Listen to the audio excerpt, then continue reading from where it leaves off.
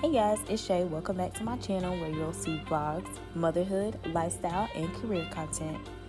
Enjoy. Hey guys, it's Shay. Welcome back to my channel. I wanted to come and talk to you guys today about my very first clinical fellowship interview. If you guys don't know, I am in graduate school for speech language pathology, and I am getting my master's in speech and hearing science in April. So super excited to go ahead and be starting the interview process, but I wanted to let you guys know that I had my first interview yesterday.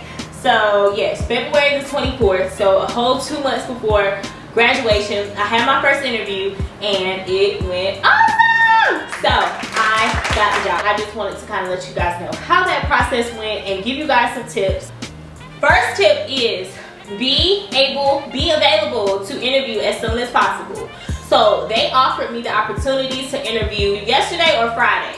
So they said you want to interview Wednesday anytime after this time or Friday anytime after this time. The earlier the better. You know, if they see a good candidate early on in the interview process, they're more liable to remember me, you know, and be like, let's go ahead and hire her because she's good. I like her. So that is tip number one. Go ahead and interview as soon as possible. Also, if you are interviewing for the school system, working for the school district as a speech language pathologist, not working for a contract company, not working for a travel company, not working as a 1099, working as a W-2 salary district SLP. If you are in that situation, you can go to the district's website and take a look at their salary schedule. Keep in mind that you're probably going to be at the lower end, step one, on that schedule, just because, you know, you're a clinician and you have to start somewhere. They're not going to give you years of experience that you don't have. Just something to take into consideration. You can also look into if that school is a Title I school. Some Title I schools will allow SLPs to get loan forgiveness after working for that district or working for a Title I school for 5 to 10 years. So you can look up the different public service loan or teacher loan forgiveness programs. I will list them down in the description box. Yes, that is tip number 2. Look up what you will be making before you go into this interview. So that is something that I did. So I knew, hey, yeah, make a good impression on these people. You know, do good on the interview, but know that you are not going to be making the coins working this job. You know, always be honest in your interview. Let them know what your strengths are, what you can bring to the table. That is definitely something that they asked me. What's something that you can offer us? You know, why do you want to be a part of the team? Why do you want to work for us? You know, they're going to ask you all those questions. So tip number 3 is do like a little mock interview on your head of what you think they might ask. They're definitely going to give you situational questions. I know most of my interviews, they always ask, if you had a mixed group with artic, language, and fluency, how would you target all those goals in one session? Another situational they asked me was, how would you react if a parent wanted more service minutes during the IEP or if they didn't agree with your service minutes or your goals? So I had already been asked those questions before during SLPA interviews, so I was comfortable answering those questions. So just kind of think about different things that they might ask. They are going to ask your strengths and weaknesses, and if they don't, make sure you bring it to the table. Maybe bring out more of your strengths. If they don't ask your weaknesses, don't give it to them. Let them know that you are confident. That is one thing that I told them when they asked me what was my strength. I said, you know, I've been doing placements in graduate school. I was working on the SLP waiver. So that means I was working as like an emergency SLP or a temporary SLP for a certain amount of time. So I have been to several meetings where I have been in those situations where I know how important the IEP is. I know how important training is. You know, I'm confident in my own clinical judgment where if I come into an IEP meeting with that difficult parent, I'm able to stand on my own. So I told them that, you know, confidence was something I could bring to the table. Time management, organization, you know, generic things that they want a good employee to have. It doesn't have to be speech specific. You know, they want to know that you're going to be a good employee, whether you're a speech pathologist or a bus driver, okay? It's the same as if you're working at McDonald's. They're going to ask you your strengths and weaknesses too.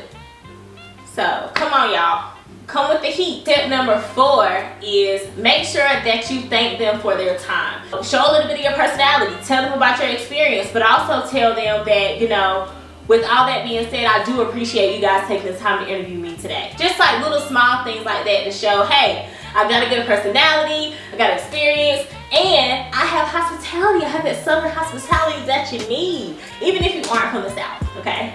This is something that is just, you know, just a little icing on the cake. I didn't even realize I still have my AirPods in. What the heck?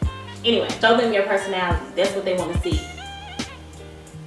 Now, if you have a dry personality, I'm just kidding. If you have a dry personality, you can be a speech pathologist too. You don't have to be bubbly and crazy and all these things. I work with kids, so this is how I am. My last tip and my fifth tip is to follow up. So I got this interview through a contract company. So I ended up following up with the lady who got me the interview. You know, just thank her. Tell her, hey, I think the interview went well. I really love the culture of the district. You know, I really hope I get the position. Now, if you're going directly through the district, the process might go a little bit slower. You have to apply to their application portal and all those things. So that's the step that I'm in right now. They want me for the position, but I am being selective only because, and I'm gonna give you as a new clinician, these things to take with you. Don't take the first job. If you really need it, if time is ticking, if you need the money. But this is for next school year. They're not gonna be putting any money in my pocket until July or August. So just saying, look into that salary schedule, because you don't wanna take the first job and then have another interview in 2 weeks and they're offering you $5,000 to $10,000 more. That's why I'm being selective. That's the main reason why I'm being selective, is because I could get another opportunity. If this position is still available for me 6 months from now, there's no need for me to go ahead and say yes right now. Does that make sense? If you guys want me now, you want me 6 months from now. The position is open now, you want me 6 months. You know what I'm saying? So that gives me the opportunity and the fluidity to do other interviews, right? I didn't accept the position so far. I don't know if I will or not. Comment down below and let me know how you guys feel. I'm gonna close with that. If I do decide to work in the school system, I will be working for myself. I will be an independent contractor for the 2021-2022 school year, period. If it is happening next year, let it happen, Lord. Let it happen. If you are on this journey, please know what you're worth. Know your worth. In this whole process, they need you.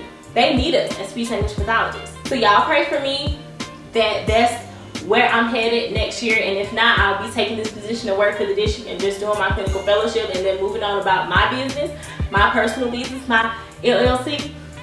I hope you guys subscribe. I hope you enjoyed this video. I hope it was motivational to you guys. I hope you do a great job with all of your interviews. Wish you the best on your speech language pathology journey. If you guys enjoyed this video, give it a thumbs up. I'll talk to you guys in the next one, because you're gonna subscribe, right? You gonna subscribe? Subscribe, sis. Go ahead. Go ahead, subscribe. I'll talk to you guys in the next one. Bye.